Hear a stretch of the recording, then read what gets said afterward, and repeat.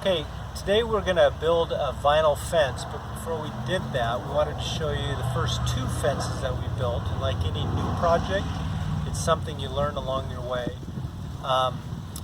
Unlike a fence, wood fence posts and pickets, where you put the posts in first, you cement them in, and then you come back with the rails, and then you come back in with the pickets, a vinyl fence you do a little bit differently. This is a 2-rail fence. You can see it runs down our driveway. What we learned was that you pre-assemble the rails into the posts. In this case, it's 16 foot long, so we're going to have 3 posts, one every 8 feet. We put the rails in, but what we learned was because there's a slope, we had to actually notch and provide a little more clearance for the rails to come in. The reason being is the rails come into the post at an angle, and the width of the slot was too narrow to accommodate that angle. So one of the lessons we learned was expand the slot size just enough to accommodate the additional angle that you'll experience if you're putting a fence on an angle.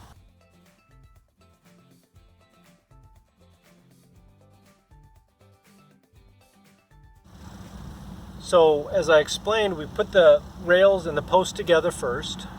We dug the holes, and then we adjusted the hole depth to accommodate the height of the posts that we wanted. And if you look at how it ran parallel to the driveway, we used this height off the ground as our guide to set the post height. Once we had the rail at the height we wanted, parallel to the driveway, and the post height correct, then we cemented it in. So what we found was that we could do 3 posts at one time, or a section of fence at one time.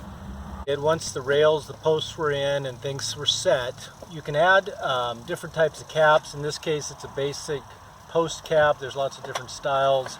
We also added some of these solar lights that highlight the post, but also the driveway, so you could see it as you drove up. It just enhances the look of your fence.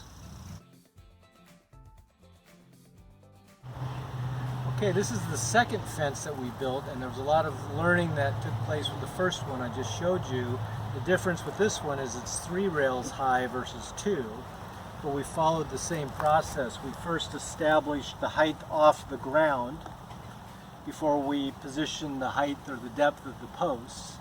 Similar to the previous part, we built these 3 sections together by inserting the rails through the posts and then setting the post height necessary to maintain this space between the lower rail and the ground.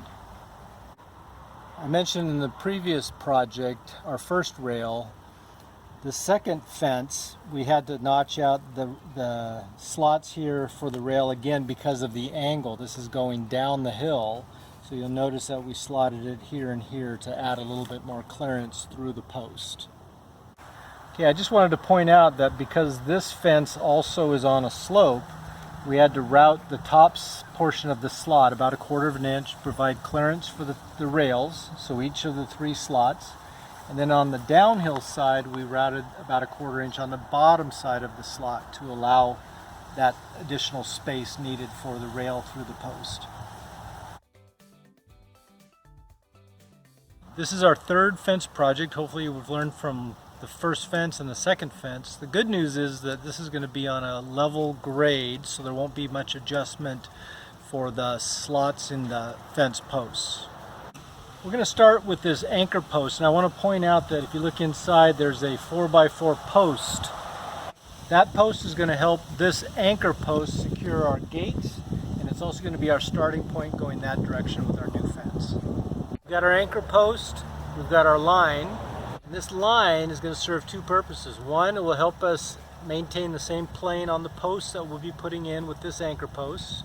So we'll butt everything against this. It's also going to set the height for the top part of the bottom rail. That way we can set our post to the same height as this. Okay, we've connected the string to the anchor post, and that's stake defining our fence line. We're using this slidable level on the string to make sure that we continue that bottom rail height. So we placed the 16-foot rail halfway down the center of this post. the rail will go through each of the 3 posts, but the center post, the rail will just go through. So we've marked the center, the 8-foot mark on the 16-foot rail with a piece of tape. Now we know where that center will be on the post. Finally, we do the same thing with the 3rd post. You notice the rail is halfway down the post. So now that we have the rail and the post connected, right, we now know where the post will go in the ground. So we have that 8-foot spacing using the 16-foot rail. Now that we know the spacing of the posts using the 16-foot rail, we can now locate where we're going to dig the hole. We've established our line, the line height, the spacing of the posts, and now the location of the holes. So now we're going to dig the holes to the approximate depth we think they need to be, and we'll show you how to check the height.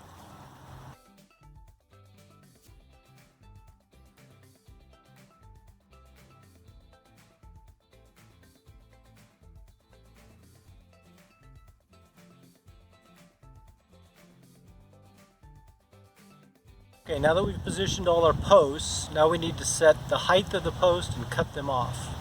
So now that we've positioned all the posts in the holes, we've measured the separation at 8 foot and 16 foot. Remember, we set this line height to align with the top of the slot.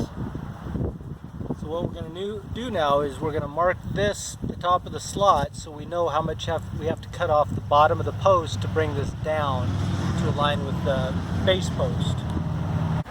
Okay, now that we have our mark, we have the line, what we're going to do is measure down from that line to the string, and it's 4.5 inches. After measuring the 4.5 inches, I'll transfer that to the base of the post and cut it off. Keep in mind that each post step will be different, so each measurement will be different as well.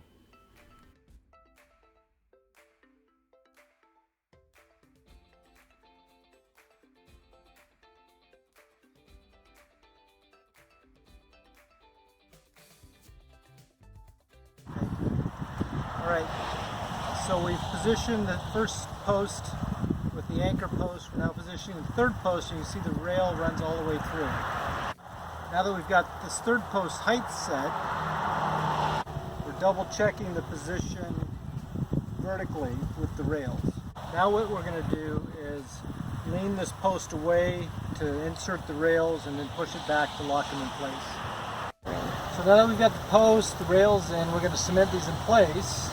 Got the first section in, as you can see. We're now focusing on the next 16-foot section. We're going to go from that post that we've cemented through the center post to that 2nd post there.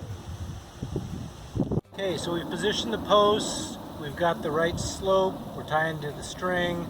We fill the hole with water first, and then pour about 1/2 bag of cement, and then mix it up, and then add some more water and some more cement until that water level comes up and the cement level comes up. That way you know you have a full hole. Let it set at least 48 hours. It should be fine. Within about 2 hours, be good and firm. Always make sure you check your level though as you're going. Things will adjust as you place posts and align your rails. It wasn't exactly 48 feet, which would give us 3 lengths of 16. So we're going to end up cutting this last rail about 3 inches to give ourselves that room we need. For the final section, we followed the same process to determine the post position and the rail height. What we did differently we'll describe in the graphic next. We had 2 issues when we got to the end. The last post abuts the neighbor's fence, making it difficult for us to insert the final section. Since the last section was going to be a little bit less than 16 feet long as mentioned, let this dashed rectangle represent the ideal fit of a 16-foot rail inside this fence system. Let the solid rectangle represent our 16-foot rail. We measured from the edge of the post that's nearest the fence to the inner edge of the 3rd post, as you see here with the dashed lines. We cut the excess off the end of the rail. Here's how we got the last rail inside the final posts. Once it was cut, the rail goes through the middle post to the outer edge of the post by our neighbors. Then we slid it back to the 3rd post, as you can see here. Well, that's our project. Hopefully the lessons we learned will benefit you in your project.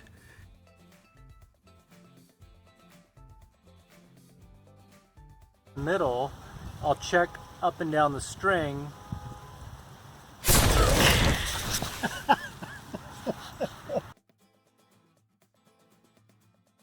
Okay. What and what? All right, I'm waiting for you to say go. Add more water, more cement, and eventually dirt.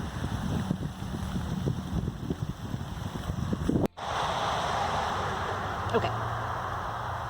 So the length wasn't exactly 48 feet.